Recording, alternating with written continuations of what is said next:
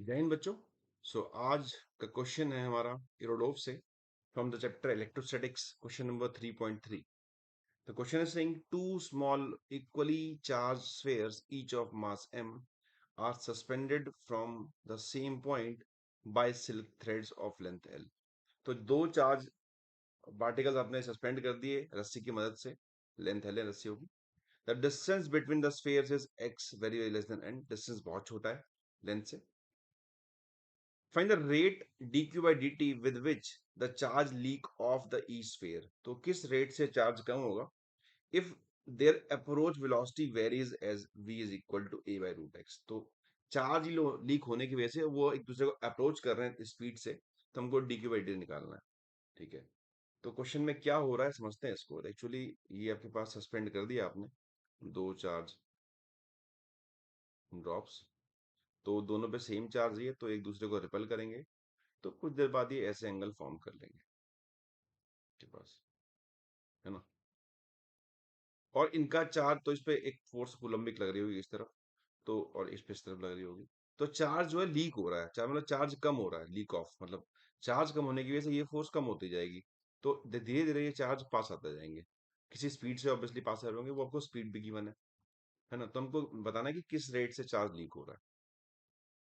अगर charge gain करेंगे तो ये दूर जाते जाएंगे बिकॉज ज्यादा फोर्स होती जाएगी कोलम्बिक, और चार्ज लीक करेंगे तो पास आते जाएंगे। ठीक है, तो हम पहले बात करते हैं कि इस केस में क्या हो रहा होगा। बहुत स्टैंडर्ड सवाल है, काफी बार पूछा जाता है इस तरह क्वेश्चंस। तो लेट्स से एंगल थीटा हो, किसी इंस्टेंट की बात कर लेते हैं। तो इस पे एक तो फोर्स लगेगी टेंशन, और एक लगेगी नीचे की तरफ mg। तो तीन फोर्स होंगे इस पे, कंपोनेंट कर लेते हैं टेंशन के। तो दिस इज थीटा होगा, ये भी this is t cos theta and this is t sin theta.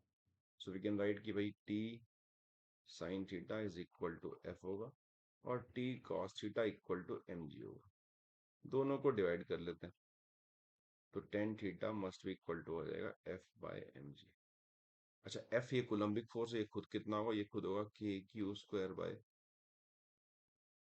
X square, because x उनके बीच ही सेपरेशन है। The distance between the sphere is x, ये आपको एक्स गिवन है। तो दिस इज पुट कर लेते हैं, तो k q square by m ji into x square. अच्छा, एक्स बहुत छोटा है एल से, ये भी गिवन है आपको कि x is very very less than L. That means कि x जब बहुत छोटा होगा लेंथ से, तो एंगल भी बहुत छोटा होगा ये वाला, बिकॉज ये x ही इतना छोटा है, मतलब x एक्चुअली बहुत स्मॉल है। तो डिस्टेंस बहुत कम हो गया, तो एंगल जो है ये वाला बहुत छोटा हो गया। दैट मीन्स कि एंगल बहुत छोटा है। वी कैन राइट कि tan theta must be equal to sine theta and must be equal to theta. अब थीटा निकाल लेते हैं कितना होगा, तो ये डिस्टेंस निकालते हैं कि भाई ये वाला डिस्टेंस कितना हो जाएगा। तो दिस इज इक्वल टू हो जाएगा x बाय टू, ये लेंथ l है।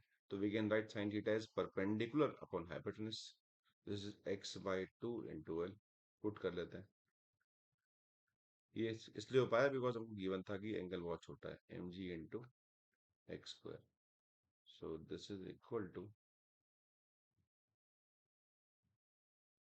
X cube is equal to two K L upon M ji into Q. अब ये हमको फंक्शन निकल के आया एक्स और क्यू में, और एक्चुअली अगर फंक्शन में देखें तो सिर्फ इसमें दो चीजें वेरिएबल है। देखो, टू कांस्टेंट है, के भी कांस्टेंट है, लेंथ भी कांस्टेंट है, मास भी कांस्टेंट है, चार्ज भी कांस्टेंट है। मास कांस्टेंट माना है हमने बॉल्स का। ठीक है, तो जो इस फंक्शन में देखें अगर, तो एक्स बदल रहा है, डिस्टेंस बदल रहा है और चार्ज बदल रहा है। तो हम एक काम करते हैं, और मैं इसको फंक्शन कैसे मान लेता हूँ, this is equal to x cube is equal to कुछ सी मान लेता हूँ उस कॉन्स्टेंट को, इंटू क्यू स्क्वायर। इसको मैं डिफरेंशिएट करता हूँ, differentiate with respect to time, तभी मुझे वेलोसिटी मिल पाएगी। तो this is equal to three x square d x by d t is equal to c two q d q by d t. So this is equal to three x square d x by d t, तो velocity है, किस rate से कम हो रहा है ये given है आपको। This is a by root x equal to two q c into d q by d t. तो हमको d q by d t निकालना है, तो d q by d T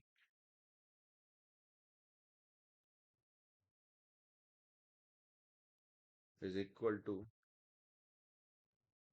3/2 a c q c into x की power 3/2। ठीक है, तो अब मैं यहाँ पे इन सब चीज़ों को एलिमिनेट करता हूँ। तो यहाँ से अगर मैं ये निकाल लूँ कि क्यू कितना होगा, सो आई कैन राइट भाई क्यू होगा, ये क्यू स्क्वायर होगा x³/c, या क्यू हो जाएगा x⁻³ अपॉन √c। तो वैल्यू पुट कर लेता हूँ मैं, तो dq/dt is equal to 3a/2qc। Q की वैल्यू पुट कर लेता हूँ, this is x⁻³ upon √c। तो ये कट गया, सो निकल के आए 3a/2√c dq/dt। और आपको c पता है, c इज दिस, c तो ये, सो 3a/2 एंड c की वैल्यू पुट कर लेते हैं 2kl/mg। अच्छा, वो k पता होता है, k इज इक्वल टू होता है 1/4πε0। तो इसे पुट करेंगे, तो this will be equal to 3a/2 and ऊपर आ जाएगा ये mg 2πε0 upon l। So this is dq/dt।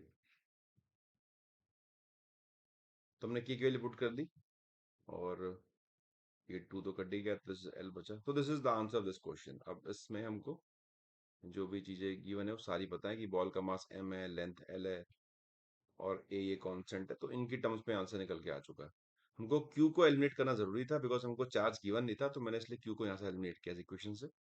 So this is the answer this question. तो ऐसे क्वेश्चंस और भी आ चुके हैं बहुत सारे मेंस में और एडवांस में भी, कि भाई इस कंसेप्ट पे कि भाई दो बॉल सस्पेंड कर दी तो थीटा एंगल फॉर्म कर रही है, तो डिफरेंट चीजें इसमें प्लॉट की जा सकती हैं क्वेश्चंस के। तो आई बिलीव कि आप लोग क्लियर होगा। तो मेरे चैनल पे और भी बहुत सारा कंटेंट मौजूद है, तो उसको आप देखें, एक्सप्लोर करें, नॉलेज को बढ़ाएं, और मेरी वीडियोस को लाइक करें, कमेंट करें, सब्सक्राइब करें और शेयर जरूर करें, अगर आपको मेरा कंटेंट जो है वो पसंद आता है। तो this is all about this. Thanks for watching.